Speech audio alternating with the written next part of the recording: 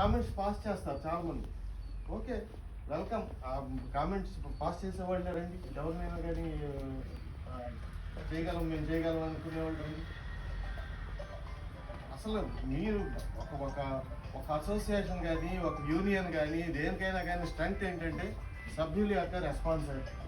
సభ్యులు ఎవరు రెస్పాండ్ అవ్వకపోతే వీళ్ళు ఏం చేయగలరు, ఎవరేం చేయలేరు. అక్కడికి మేము ఇవ్వాల్సిన రిప్రజెంటేషన్స్ అవన్నీ కూడాను.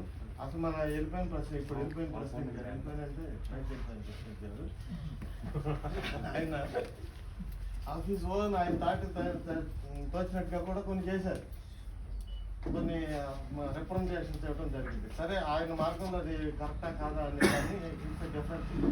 ఏదైనా సరే మీరు చేసిన దాన్ని ఖండించాలి కదా కనీసం.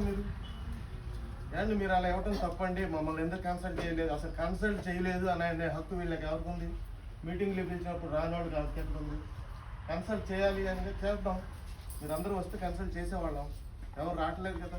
ఈ వచ్చే వాళ్ళ ఏళ్లలో కూడాను 10-15 మంది రెగ్యులర్ మెంబర్స్ వాళ్ళే వచ్చారు, మిగతా వాళ్ళంతా కొత్త వాళ్ళు. ఇప్పుడు మేమంతా కూర్చున్న వాళ్ళలో 10-15 మంది ఎప్పుడు రెగ్యులర్గా పంపిస్తారు.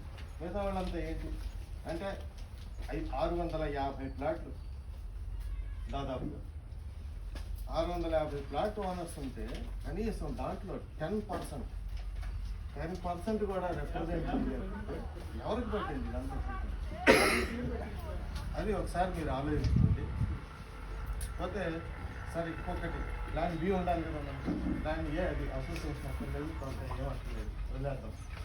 ప్లాన్ బి ఏంటి అనే దాని గురించి స్పందన ఏంటో చెప్పిన తర్వాత నేను ఎవరికాళ్ళు ఇండివిజువల్గా ఏం చేసుకుంటే బాగుంటుంది అనేది ఎవరైనా మాట్లాడితే